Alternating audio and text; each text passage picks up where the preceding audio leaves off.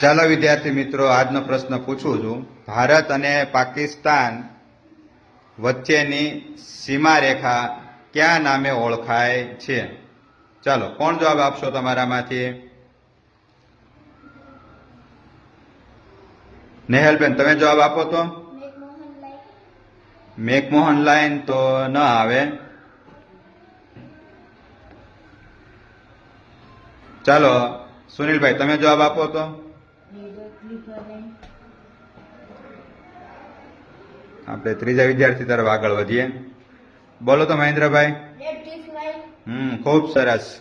Red cliff line એનો જવાબ સાચો છે.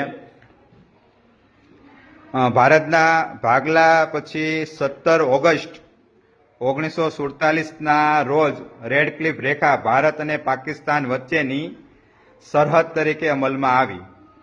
આ રેખા સરહદ આયોગના વડા સિરિલ રેડક્લિફ દ્વારા નક્કી કરવામાં આવેલ છે.